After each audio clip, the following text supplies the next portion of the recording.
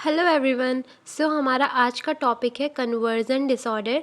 Conversion disorder में क्या होता है, इसमें पर्सन को बहुत सारे सिम्टम्स आते हैं, न्यूरोलॉजिकल सिम्टम्स होते हैं, जो कि जैसे कि कोई न्यूरोलॉजिकल डिसऑर्डर हो पेशेंट को, पर एक्चुअली में पेशेंट को होता नहीं है। मतलब अगर हम डायग्नोसिस करने जाएं, सीटी, एमआरआई, पैट स्कैन, कुछ भी डायग्नोसिस करें हम, जैसे हम किसी न्यूरोलॉजिकल डिसऑर्डर की करते हैं, तो कुछ वो नहीं आता, रिपोर्ट सब नॉर्मल आती है, एकदम सही आती है, स्टिल पर्सन को न्यूरोलॉजिकल सिम्टम्स दिख रहे होते हैं उसके अंदर। तो इसमें दो चीज़ें आती है, एक होता है प्राइमरी गेन, एक होता है सेकेंडरी गेन। अब क्या है, पेशेंट को ये चीज़ क्यों अराइज हो रही है, क्योंकि पेशेंट को कहीं ना कहीं किसी ना किसी चीज़ की एंग्जाइटी है, जिसकी वजह से उसका माइंड क्या करवा रहा है, कुछ ऐसे न्यूरोलॉजिकल सिम्टम्स दिखा रहा है बॉडी को, या करवा रहा है उससे, जिससे क्या हो रहा है, उसको रिलीफ मिल रहा है उस एंग्जाइटी में। तो इसको कहते हैं प्राइमरी गेन। वहीं पे सेकेंडरी गेन क्या होता है, देखो हम एक फ़ीमेल लेते हैं जिसको साइकोजेनिक पैरालिसिस है। साइकोजेनिक पैरालिसिस का मतलब उसको किसी भी आर्म में या फिर लेग में पैरालिसिस या किसी बॉडी पार्ट में है, जो कि किसी स्ट्रेसफुल इवेंट की वजह से हुआ है, किसी इंजरी या फिर मतलब किसी नर्व इंजरी या फिर किसी और डिजीज़ की वजह से नहीं हुआ, मेडिकल कंडीशन की वजह से नहीं हुआ, स्ट्रेस की वजह से हुआ, इसके लिए उसको साइकोजेनिक कह रहे हैं। तो वो उसके लिए एक बहाना हो जाएगा अपने काम से, मतलब काम ना करने के लिए। जैसे उसको एल्डरली केयर करनी है, अपनी सास की केयर करनी है, लेकिन वो बोलेगी मेरा आम ही पैरालिसिस है, साइकोजेनिक पैरालिसिस हो रहा है मुझे, तो मैं कैसे कर सकती हूँ, है ना। तो एक बहाना हो जाएगा ये काम नहीं करने का, तो ये सेकेंडरी गेन हो गया उसके लिए। तो आपको समझ में आया प्राइमरी गेन और सेकेंडरी गेन में क्या डिफरेंस है। देन हमारे पास एक और टर्म होती है लेबेले इंडिफरेंस। इसका मतलब ये होता है कि कन्वर्जन डिसऑर्डर वाले जो पेशेंट होते हैं ना, उनमें हमें ये चीज़ देखने को मिलती है कि इनमें इतने सारे सिम्टम्स तो आ रहे होते हैं न्यूरोजेनिक, लेकिन ये उनसे अनअफेक्टेड रहते हैं। मतलब इनको कोई अंदर से स्ट्रेस नहीं होता इस चीज़ का कि हाँ मुझे ये इतना सीवियर सिम्टम आ रहा है तो मैं कुछ मेडिकल कंसल्टेशन करूँ, ठीक है, इतना उनको इस चीज़ का अफेक्ट नहीं पड़ता अंदर से। अब हमारा ICD-10 क्राइटेरिया ये कहता है कि जो कन्वर्जन डिसऑर्डर है वो डिसोशिएटिव डिसऑर्डर में ही आता है एक तरीके से, और इसके टाइप्स होते हैं उसके बाद फिर dissociative motor disorders, dissociative anaesthesia and sensory loss and dissociative conversion. और फैक्टर कन्वर्जन डिसऑर्डर के बारे में वो ये है कि लोग इसे हिस्टेरिया कंसिडर करते थे पहले, क्योंकि हिस्टेरिया में क्या होता है, ड्रामेटिक बिहेवियर होता है। तो लोगों को क्या लगता है कि कन्वर्जन डिसऑर्डर कुछ नहीं, एक तरीके से एक ड्रामा ही है, क्योंकि पर्सन को एक्चुअल में कोई प्रॉब्लम तो आ नहीं रही है। अगर आप डायग्नोसिस करने जाओगे तो क्लिनिकल रिपोर्ट्स में कोई प्रॉब्लम नहीं है, पर पर्सन को वैसे तो दिक्कत हो रही है, तो क्या पता वो ड्रामा कर रहा हो, इसलिए उसको हिस्टेरिया ही कंसिडर करते थे पहले। तो हम ये देखते हैं कि डिसोशिएटिव मोटर डिसऑर्डर किसे कहते हैं। इसमें पर्सन को पैरालिसिस हो जाता है और एबनॉर्मल मूवमेंट्स रहते हैं। मोनोप्लेजिया हो सकता है, पैराप्लेजिया हो सकता है, या फिर पैराप्लेजिया का ही दूसरा नाम क्वाड्रीप्लेजिया होता है, ठीक है। कोरिफॉर्म मूवमेंट्स होते हैं, डिस्टर्बेंस होती है गेट में, पर क्लिनिकली कुछ निकल के नहीं आता, कोई एबनॉर्मल टोन मसल में या फिर रिफ्लेक्सेस में कोई प्रॉब्लम। फिर आता है डिसोशिएटिव कन्वल्जन, जिसका दूसरा नाम है हिस्टेरिकल फिट्स या फिर सूडो सीजर्स।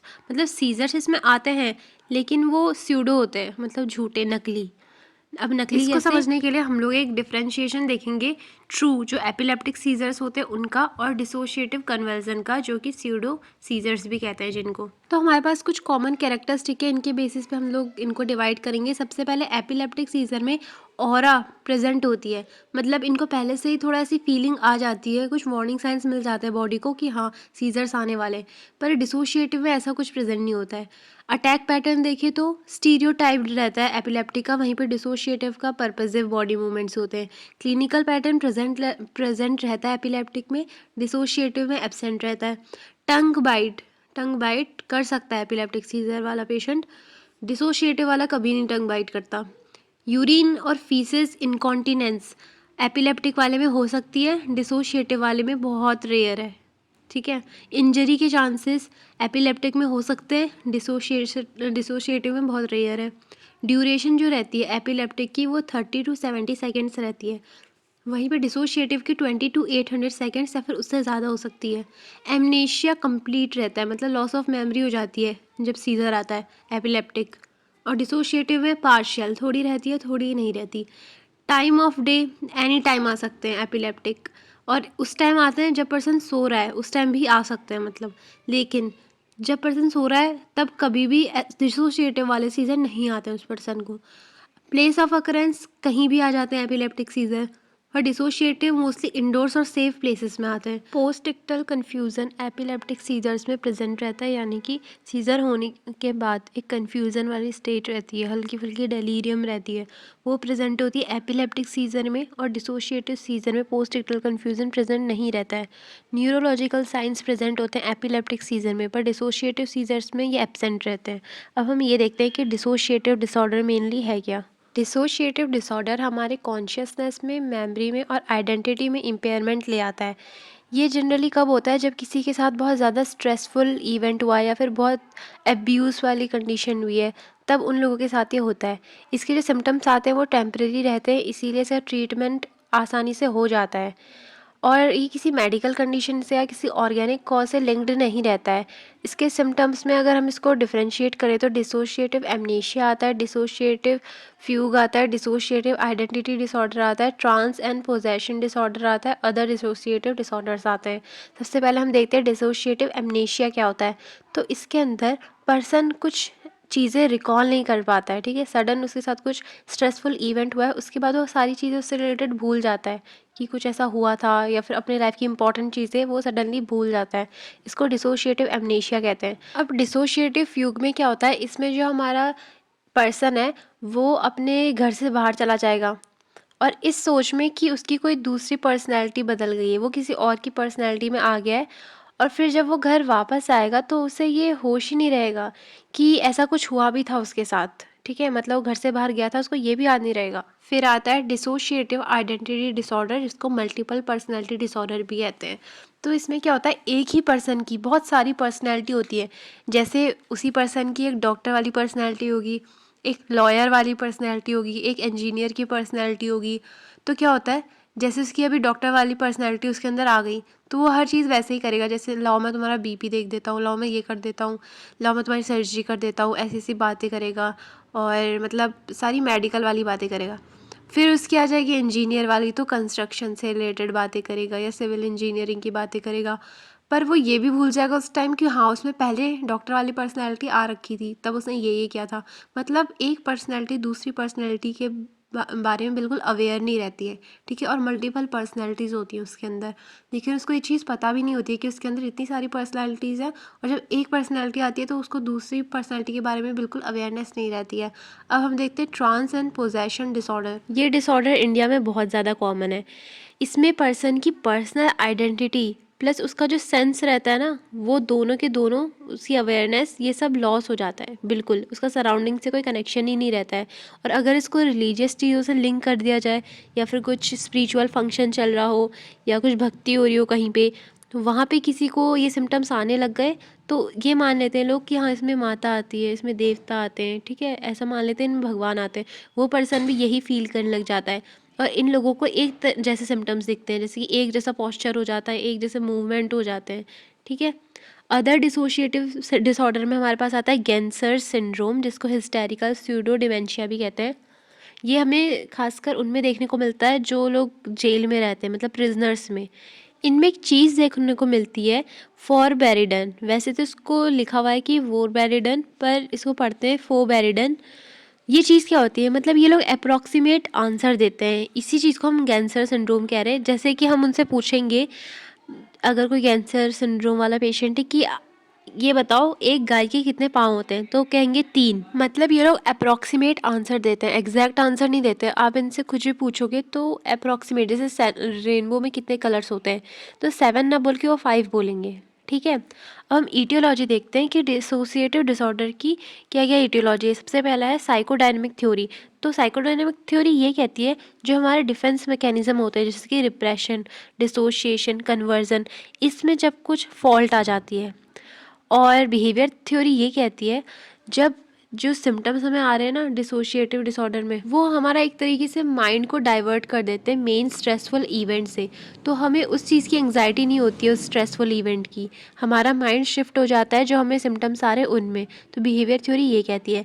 डायग्नोसिस हम कैसे करेंगे, सबसे पहले तो हम लोग फिजिकल डिसऑर्डर और सब्सटेंस अब्यूज़ अगर है तो वो रूल आउट करेंगे। फिर हमारे पास 2 टूल है, जैसे कि डिसोशिएटिव एक्सपीरियंस स्केल और डिसोशिएटिव डिसऑर्डर इंटरव्यू शेड्यूल। इनका हम यूज़ यूज़ कर सकते हैं डायग्नोसिस के लिए। देन ICD-10 क्राइटेरिया के बेसिस पे भी कर सकते हैं। ट्रीटमेंट देखें तो फ्री एसोसिएशन थेरेपी, हिप्नोसिस कर सकते हैं, एब्रिएक्शन थेरेपी कर सकते हैं, सपोर्टिव साइकोथेरेपी दे सकते हैं, बिहेवियरल थेरेपी दे सकते हैं, ड्रग थेरेपी दे सकते हैं। ड्रग्स में हम बेंजोडाइजेपिन्स देंगे क्योंकि पर्सन को एंग्जाइटी है, उसे हमें किल करना है, ठीक है। और ये सारी थेरेपी की भी मैं वीडियो बना दूंगी। नर्सिंग मैनेजमेंट में नर्सिंग असेसमेंट करेंगे। सबसे पहले हम ये देखेंगे कहीं कोई एक्चुअल ऑर्गेनिक डिजीज़ या फिर डिसऑर्डर तो नहीं है, और हम ये चेक करेंगे कहीं पर्सन को डिसओरिएंटेशन तो नहीं हो रहा, लेवल ऑफ एंग्जाइटी कैसी है, एमनेशिया तो नहीं हो रहा, डिप्रेशन तो नहीं हो रहा, लेवल ऑफ फंक्शनिंग कैसी है, ये सारी चीज़ें असेस करेंगे।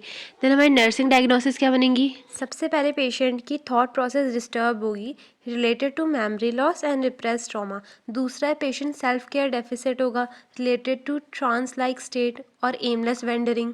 तीसरा है पेशेंट की जो कोपिंग स्किल्स होती है ना, वो इनफेक्टिव रहेंगी related to repressed memories and issues, loss of identity और ट्रैवल अवे फ्रॉम होम।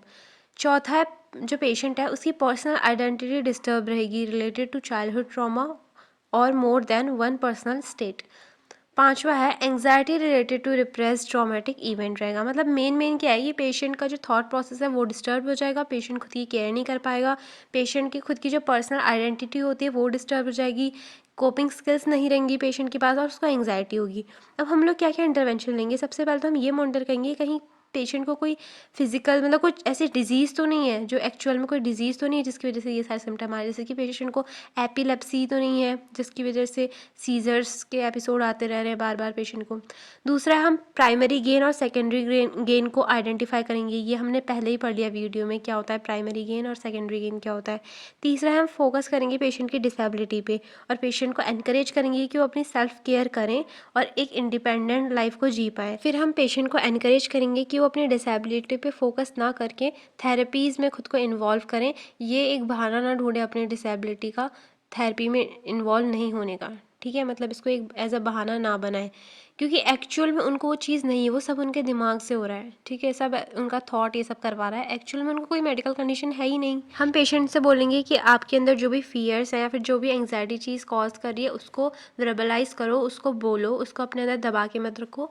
और अगर पेशेंट हमारे अकॉर्डिंग मतलब डिज़ायर्ड बिहेवियर कर रहा है, सही से चल रहा है, तो हम उसको पॉजिटिव री इन्फोर्समेंट भी देंगे। हम पेशेंट से ये बोलेंगे कि आप अपनी एक डेली डायरी मेंटेन करो, जो भी आपके मन में थॉट्स आते हैं, फीलिंग आती है उसको, ताकि वो चीज़ एक्सप्रेस हो जाए, वो उनके अंदर दबी ना रह जाए, जिसकी वजह से एंग्जाइटी हो रही है और जिसकी वजह से ऐसे सिम्टम्स उनका माइंड करवा रहा है उनके अंदर, ठीक है। फिर हम पेशेंट से ये बोलेंगे कि आप कुछ रियलिस्टिक गोल सेट करो कि हाँ मुझे ये अचीव करना है तो अचीव करना है, लेकिन ऐसा भी नहीं होना चाहिए वो कि बहुत हाई स्टैंडर्ड हो जाए उस चीज़ का, ठीक है। मतलब प्रैक्टिकली सोच के गोल्स को रखना है। हमको ये आइडेंटिफाई करना है कि ऐसे कौन से स्टिमुलस हैं जो पेशेंट में एंग्जाइटी को इंक्रीज़ कर रहे हैं और डिसोशिएटिव सिम्टम्स को लेके आ रहे हैं। हमें उनको आइडेंटिफाई करना है और रिजॉल्व करना है और पेशेंट को भी हेल्प करना है ये सब रिजॉल्व करने में। फिर हमें ये आइडेंटिफाई करना है कि पेशेंट के मन में क्या स्पेसिफिक कॉन्फ्लिक्ट्स चल रहे हैं और असिस्ट करना है प्रॉब्लम सॉल्विंग प्रोसेस में। इसी के साथ हमारा conversion disorder and dissociative disorder complete होता है। तो नेक्स्ट वीडियो में हम लोग सोमैटोफॉर्म डिसऑर्डर पढ़ लेंगे, वो काफ़ी छोटा सा है। That's all for today, okay bye.